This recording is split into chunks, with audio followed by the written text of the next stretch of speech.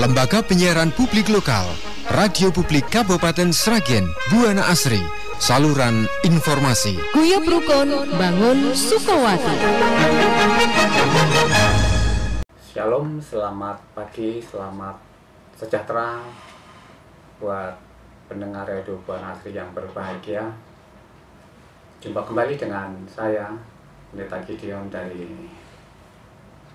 GKIN, Gereja Kristen Yesus Nusantara, dalam acara Mimbar Agama Kristen. Namun sebelum kita bersama-sama belajar kebenaran firman Tuhan, merenungkan dan menghidupi kebenaran firman Tuhan, mari kita bersama-sama tunduk kepala, kita berdoa mohon Roh Kudus yang bekerja buat kita semua pada pagi yang indah ini. Mari kita berdoa. Bapa yang ada dalam surga, kami bersyukur pada pagi hari ini kalau kami masih ada sebagaimana adanya, dan kami boleh memasuki tahun 2024 ini dengan sukacita dan kekuatan yang daripada Tuhan. Kami bersyukur karena kasih-Mu, anugerah-Mu tidak hanya berhenti sampai di tahun Desember 2023, tetapi akan terus berlanjut buat kami semua untuk kami bisa melewati tahun 2024 ini dengan sukacita dan kekuatan yang daripada Tuhan. Pagi ini kalau kami masih ada sebagaimana adanya, bukan karena gagah dan kuat kami, tapi semata-mata karena hanya belas kasihan Tuhan yang telah Tuhan limpahkan dan curahkan dalam hidup kami, sehingga pada pagi hari ini kami boleh ada sebagaimana adanya dan boleh bersama-sama bertemu dengan pendengar-pendengar Radio Buana Asri yang berbahagia. Terima kasih Tuhan. Dan pada kesempatan pagi ini kami akan belajar kebenaran firman Tuhan. Roh Kudus, kami mohon Engkau hadir dan mengurapi kami semua, dan juga menerjemahkan kebenaran firman-Mu dalam hidup kami dan hati kami masing-masing. Berfirmanlah Tuhan, karena kami sanggup untuk mendengar. Di dalam nama Tuhan kami Yesus Kristus, syukuran doa kami naikkan kepada Bapa di surga. Amin.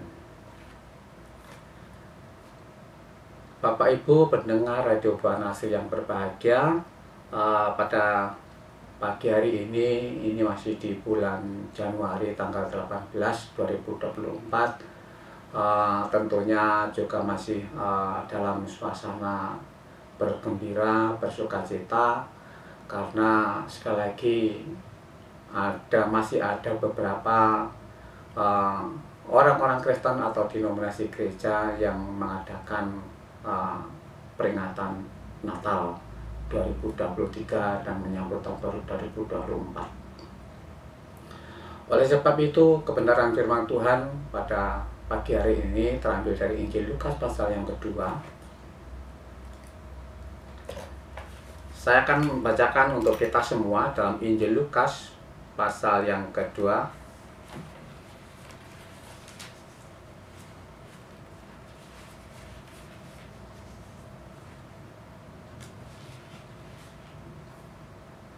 mulai ayat yang ke-8 sampai ayat yang ke-14. Demikian kebenaran firman Tuhan, Injil Lukas pasal 2 ayat 8 sampai 14. Di daerah itu ada gembala-gembala yang tinggal di padang menjaga kawanan ternak mereka pada waktu malam. Tiba-tiba berdirilah seorang malaikat Tuhan di dekat mereka, dan kemuliaan Tuhan bersinar meliputi mereka, dan mereka sangat ketakutan. Lalu kata malaikat itu kepada mereka, "Jangan takut, sebab sesungguhnya aku memberitakan kepadamu kesukaan besar untuk seluruh bangsa. Hari ini telah lahir bagimu juru selamat, yaitu Kristus Tuhan di kota Daud. Dan inilah tandanya bagimu, kamu akan menjumpai seorang bayi dibungkus dengan lampin dan terbaring di dalam palungan." Dan tiba-tiba tampaklah bersama-sama dengan malaikat itu sejumlah besar bala tentara surga yang memuji Allah, katanya, "Kemuliaan bagi Allah di tempat yang maha tinggi, dan damai sejahtera di bumi di antara manusia yang berkenan kepadanya." Amin. Bapak Ibu pendengar Radio Buana Asri yang berbahagia, Injil Lukas itu yang menulis Injil Lukas itu bukan muridnya Yesus, bukan orang Yahudi, dan bukan orang Israel. Tapi Injil Lukas ditulis oleh Dr. Lukas, dan Dr. Lukas ini berkebangsaan Yunani. Injil Lukas itu ditulis sekitar tahun 60 sampai 63 Masehi. Dan Injil Lukas itu di dalam kitab Injil, khususnya Perjanjian Baru, itu ditulis dengan bahasa Yunani. Kalau di Perjanjian Lama itu bahasanya bahasa Ibrani. Mengapa di dalam Perjanjian Baru ditulis kok tidak sama dengan bahasa Ibrani atau ditulis dengan bahasa Yunani? Karena bahasa di daerah Timur Jauh dekat kuno waktu itu yang menguasai wilayah besar daerah Timur dekat kuno itu adalah bangsa Yunani, sehingga bahasa Yunani adalah bahasa internasional waktu itu. Mengapa ditulis dengan bahasa Yunani? Supaya firman Tuhan ini dapat dengan mudah diterima dan dimengerti oleh orang-orang di daerah Timur dekat kuno atau orang-orang yang dalam kekuasaan bangsa Yunani. Itu sebabnya sekali lagi Alkitab kita itu yang mudah dimengerti oleh semua bangsa di muka bumi ini, karena Alkitab bisa diterjemahkan ke dalam berbagai macam bahasa, dan Allah yang kita sembah adalah Allah yang dahsyat, Allah yang sanggup mengerti segala bangsa, bahasa, dan bangsa yang ada di muka bumi ini. Dan sekali lagi, Injil Lukas ditulis oleh Lukas, Dr. Lukas atau Tabib Lukas, dan berkebangsaan Yunani. Itu membuktikan bahwa Allah yang kita sembah, Allah pencipta alam semesta ini, bukan hanya Allahnya orang Ibrani, tetapi Allah buat seluruh bangsa yang ada di muka bumi ini. Karena malaikat Tuhan yang berbicara kesukaan besar buat seluruh bangsa, bukan hanya bangsa Ibrani, bukan hanya bangsa Israel atau bangsa Yahudi terkhusus, tetapi untuk seluruh bangsa. Jadi sekali lagi, kalau ada orang mengatakan bahwa Yesus lahir hanya untuk orang Yahudi, itu salah besar. Tapi Yesus lahir untuk segala bangsa yang ada di muka bumi ini, sesuai dengan kebenaran firman Tuhan di dalam Taurat, di mana Allah berfirman kepada Abraham bahwa dari keturunan Abraham segala bangsa akan mendapatkan berkat, yaitu berkat keselamatan melalui Yesus Kristus. Inilah janjian terbesar. Nah, kembali ke ayat yang ke-14, kemuliaan bagi Allah di tempat yang maha tinggi, dan damai sejahtera di bumi di antara manusia yang berkenan kepadanya. Ini adalah pujian malaikat yang sedang bersuka cita.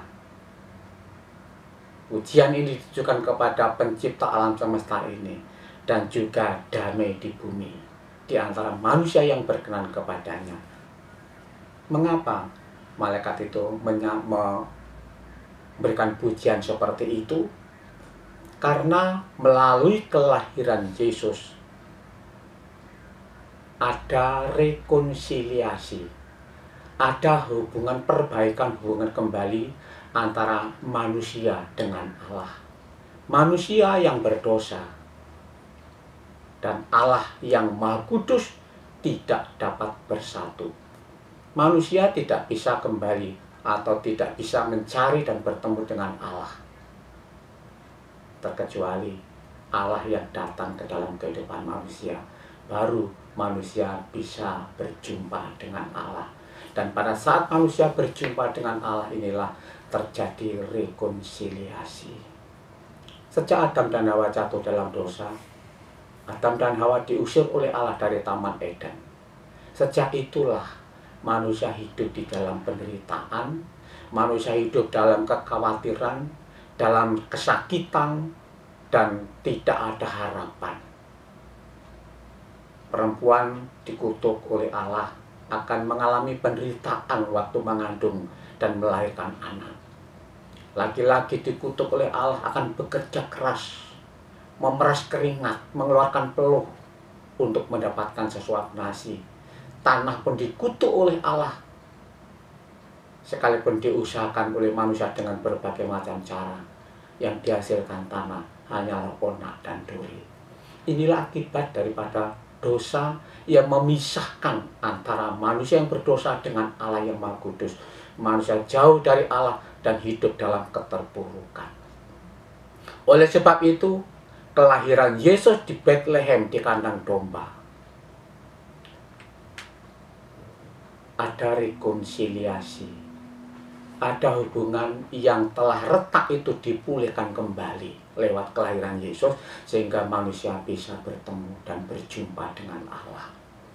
Mengapa hanya Yesus yang menjadi kelahirannya, yang menjadi fenomenal dari masa ke masa, bahkan sampai Yesus datang yang kedua kali? Karena hanya Yesus yang ditentukan oleh Allah untuk menjadi pendamai, untuk menjadi perantara manusia bisa berjumpa dengan Allah. Yang pertama, mengapa hanya Yesus yang bisa mendamaikan manusia dengan Allah? Karena lewat kelahiran Yesus yang telah dinubuatkan sejak Adam dan Hawa jatuh dalam dosa. Di dalam kitab Kejadian pasal yang ketiga ayat 15, Allah berbicara kepada Hawa,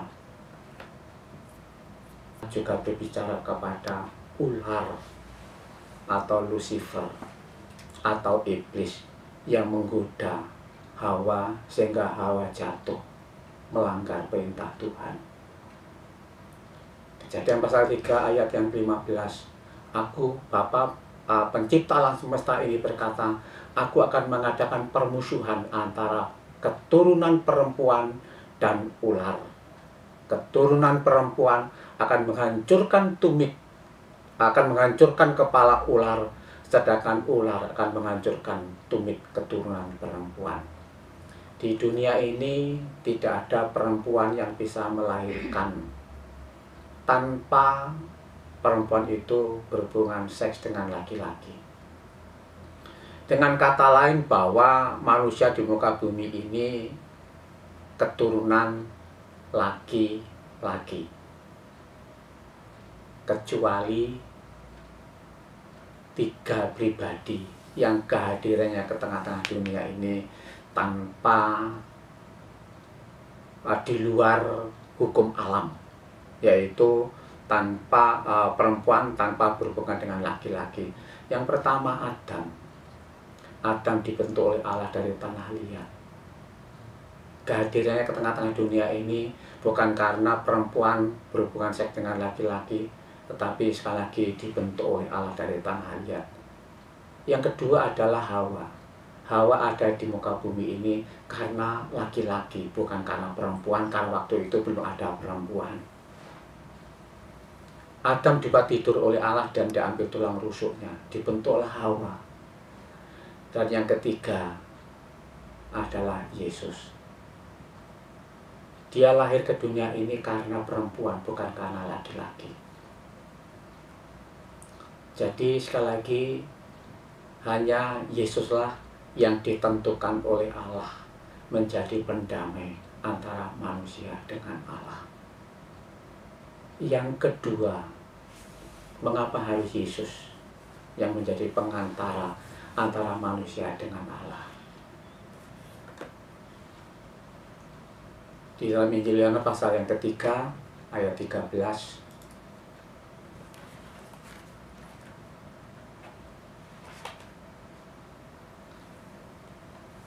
demikian, Injil Yohanes pasal 3 ayat yang ke-13. Tidak ada seorang pun yang telah naik ke surga selain daripada Dia yang telah turun dari surga, yaitu anak manusia. Maksudnya anak manusia ini adalah Yesus. Tidak ada seorang pun yang pernah naik ke surga selain daripada Dia yang telah turun dari surga, yaitu anak manusia atau Yesus. Disambung lagi ke Injil Yohanes pasal yang ke-8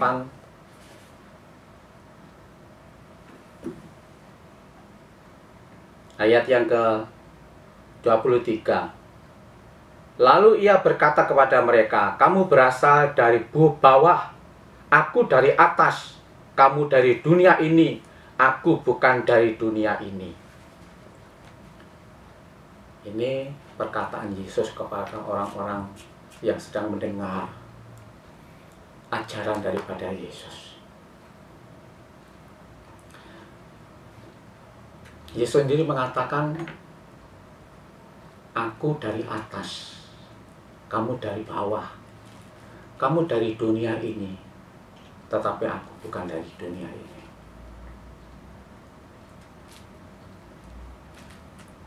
Itulah sebabnya hanya Yesus yang sanggup mengantar manusia yang berdosa ini kembali ke dalam kerajaan surga.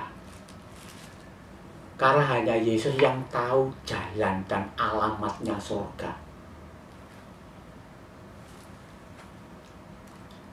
Satu bulan yang lalu saya diminta tetangga iring-iring nganten ke daerah Karanganyar dekatnya Waduk Lalung. Saya tidak tahu alamatnya, dan yang tahu alamatnya hanya temanten, dan mobil pengantin itu berada di depan dan naik mobilnya agak kencang sehingga 3 mobil di belakang itu ketinggalan dan tidak ada yang tahu,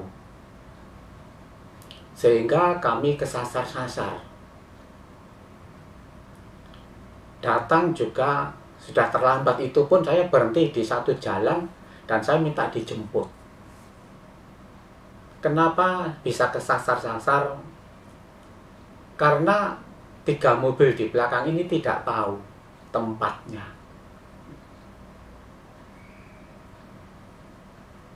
Kebetulan HP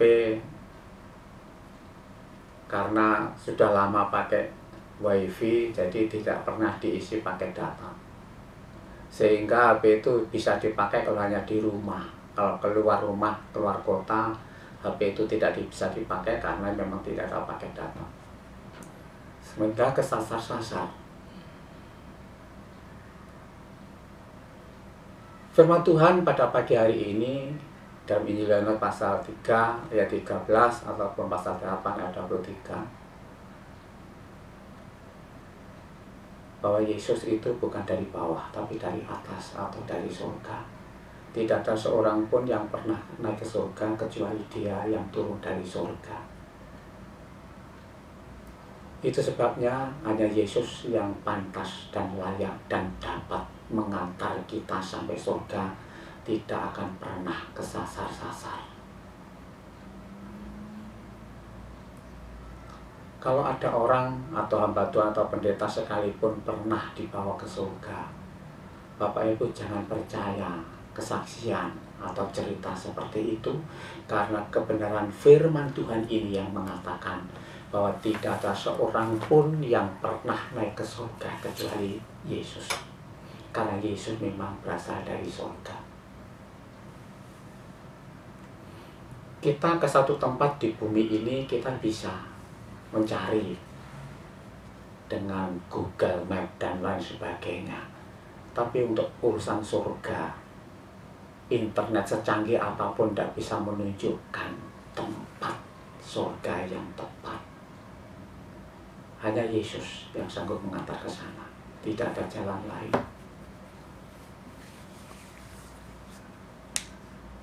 Yang ketiga, mengapa hanya Yesus yang ditetapkan untuk menjadi pengantara antara manusia yang berdosa dengan Allah pencipta alam semesta ini.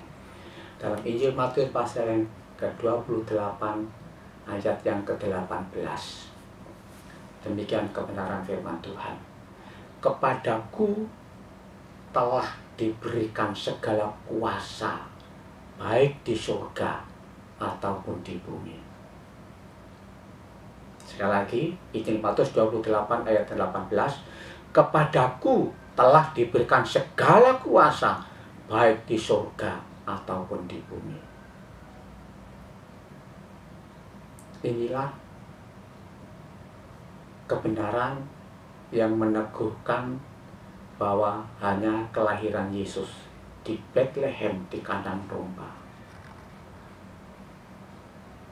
yang membuat kemuliaan bagi Allah di tempat yang maha tinggi dan damai sejahtera di bumi di antara manusia yang berkenan kepadanya. Bapak Ibu pendengar Radio Buana Asri yang berbahagia, di dunia perfilman atau di dunia sinetron itu yang terpikirkan atau yang nyangkut di pikiran kita pemain-pemain film atau pemain-pemain sinetron itu hanya tokoh utama atau yang menjadi bintang utama dalam sebuah film atau sinetron. Tokoh-tokoh yang lain itu tidak begitu memikat di hati dan pikiran kita. Yang paling memikat di hati dan pikiran kita saat kita melihat film atau drama-drama atau sinetron itu pasti tokoh utama. Kita tidak pernah mengenal dan tidak pernah berpikir bahwa di balik kesuksesan film, di balik kesuksesan sinetron itu ada satu tokoh, yaitu namanya tokoh pengganti. Khususnya dalam dunia-dunia film atau film action atau film-film yang berbahaya, itu yang melakukan atraksi atau adegan-adegan yang berbahaya itu bukan tokoh utama, tapi itu tokoh pengganti yang wajahnya yang mungkin seragam atau bajunya itu disamakan dengan, dibuat sama dengan tokoh utama, tapi itu sebenarnya yang memerankan tokoh itu adegan-adegan yang berbahaya itu yang memerankan adalah tokoh-tokoh pengganti.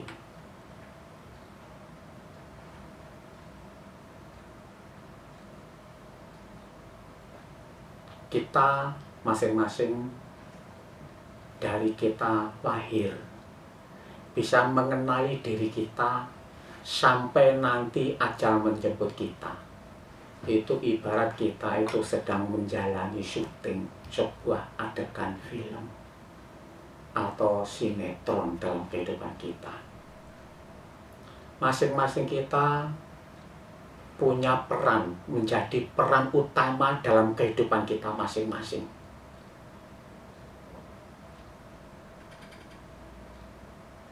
Dan cerita yang kita bawakan, yang kita hidupi berbeda. Saya memiliki cerita yang berbeda dengan Bapak Ibu pendengar Radio Buana Asri yang berbahagia. Kita semua adalah tokoh utama dalam kehidupan adegan drama atau adegan sinetron kehidupan kita masing-masing. Tetapi kita perlu sadar bahwa tidak semua setiap episode yang kita jalani atau setiap adegan yang kita perankan. Kadang-kadang ada hal-hal yang sangat berbahaya dan yang kita tidak bisa mengerjakan sendiri. Kita perlu tokoh pengganti. Itu sebabnya Allah pencipta alam semesta ini datang ke tengah-tengah dunia, menjadi sama dengan manusia. Dia berperan sebagai tokoh pengganti dalam kehidupan kita masing-masing, dalam setiap peran yang kita perankan, yang kita tidak mampu kerjakan, dalam setiap episode yang kita jalani. Banyak hal persoalan dalam hidup ini yang tidak bisa kita dapat atasi sendiri. Kita perlu tokoh pengganti, yaitu Yesus. Itu sebabnya dia harus datang menjadi manusia, sama dengan manusia, sama dengan saya dan Bapak Ibu. Karena dia akan menjadi tokoh pengganti buat kehidupan saya dan saudara semua yang berbahagia.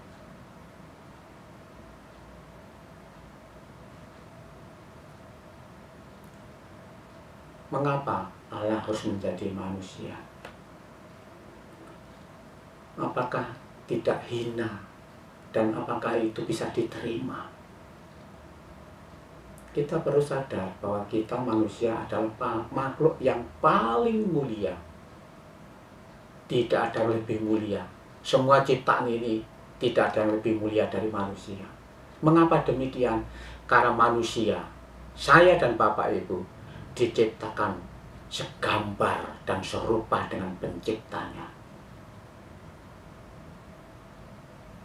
Itu sebabnya Allah tidak malu menjadi manusia, menjadi peran pengganti dalam kehidupan saya dan saudara.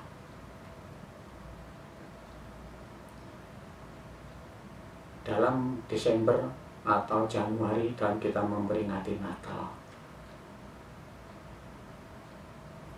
mari kita sekali lagi menyambut bayi yang lahir dari perempuan tanpa laki-laki di kandang domba di Bethlehem. Yesus boleh lahir katakanlah 2020 tahun yang lalu. Tetapi Injil Lukas berkata, bukan 2000 tahun yang lalu, tapi hari ini telah lahir bagimu juru selamat, yaitu Kristus Tuhan di kota Daud. Dialah yang menjadi peran pengganti, tokoh pengganti dalam kehidupan kita. Dia akan menggantikan setiap peran yang kita tidak mampu kerjakan.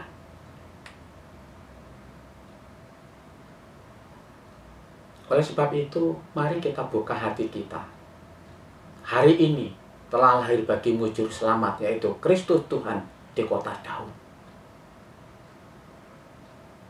Dia yang berkuasa di bumi dan di surga. Dia bukan hanya sanggup mengantarkan manusia masuk surga, tapi dia sanggup menolong setiap persoalan dan pergumulan yang kita tidak mampu kerjakan dan lewati. Karena dia yang berkuasa di bumi ini. Dia telah buktikan. Dia sanggup mengenyangkan 5.000 orang dengan 5 roti dan 2 ikan. Dia sanggup menghentikan badai dan gelombang yang dahsyat. Dia sanggup menyembuhkan orang yang hidup, yang mati 4 hari dan hidup kembali. Segala macam sakit penyakit dia sanggup sembuhkan. Itu membuktikan bahwa dia adalah pencipta alam semesta ini. Dia adalah sumber kehidupan ini. Sambutlah dia. Beri tempat yang indah dalam kehidupan ini, sehingga kita boleh merasakan benar-benar damai di bumi ini. Damai dimanapun kita berada. Sukacita yang luar biasa, karena lewat Yesus kita bisa berjumpa dengan pencipta alam semesta ini. Dialah yang membuat hubungan manusia yang putus dengan Allah pencipta alam semesta ini menjadi baik kembali. Kemuliaan bagi Allah di tempat yang maha tinggi, dan damai sejahtera di bumi di antara manusia yang berkenan kepadanya. Demikianlah kebenaran firman Tuhan pada pagi hari ini. Diberkatilah setiap kita yang mendengar. Diberkatilah setiap kita yang menjadi pelaku-pelaku firman. Mari kita tunduk kepala, kita berdoa. Segala pujian, syukur, dan hormat kami hanya bagi-Mu ya Tuhan. Engkau pencipta alam semesta. Tetapi Engkau juga yang mau datang ke dunia ini menjadi manusia. Bahkan Engkau lebih hina daripada manusia pada umumnya. Karena Engkau lahir di kandang domba. Tidak ada penyambutan yang istimewa. Tidak ada persiapan-persiapan yang baik untuk Engkau datang ke dunia ini. Kalau kami mungkin lahir di rumah sakit bersalin, di tempat-tempat yang indah, tetapi Engkau lahir ke dunia ini hanya di dalam kandang domba. Kami bersyukur Tuhan, karena Engkau lah yang menjadi tokoh pengganti kami, manakala kami menemukan kesulitan-kesulitan dalam hidup ini. Seringkali kami terbentur dengan pekerjaan, seringkali ada banyak persoalan dan masalah dalam rumah tangga, seringkali kami dipusingkan oleh masa depan untuk anak-anak. Kami tidak mampu melewati semuanya itu Tuhan. Kami lemah tak berdaya. Kami tidak bisa mengerjakan setiap peran yang kami kerjakan. Tapi kami sungguh bersyukur karena Engkau lah yang menjadi peran pengganti dalam kehidupan kami. Sehingga kami menikmati hidup ini dengan sukacita yang daripada Tuhan. Kami juga bersyukur karena dengan Engkau lahir ke dunia ini, Engkau akan membawa kami kembali ke surga. Karena hanya Engkau lah jalan satu-satunya untuk manusia bisa kembali ke surga. Karena Engkau tahu jalan ke sana dan Engkau adalah orang surga ya Tuhan. Terima kasih kebenaran firman-Mu pada pagi hari ini. Sehingga sukacita benar-benar nampak dan nyata dalam kehidupan kami. Bagaimanapun situasi kondisi kami, bagaimanapun keadaan saat ini, tetapi sehingga Engkau ada dalam hati kami, dalam hidup kami. Maka damai sejahtera yang melampaui segala akal akan membuat kami bersukacita. Terima kasih Tuhan, terima kasih. Ya, kebenaran firman-Mu pada pagi hari ini menjadi milik kami yang paling berharga, membuat kami semakin dewasa di dalam Tuhan, mendorong kami untuk menjadi pelaku-pelaku firman. Makasih Tuhan, di dalam nama Yesus Kristus Juru Selamat kami yang agung, kami berdoa dan bersyukur kepada Bapa di surga. Amin. Lembaga Penyiaran Publik Lokal, Radio Publik Kabupaten Sragen, Buana Asri, saluran informasi. Guyub Rukun, bangun Sukawati.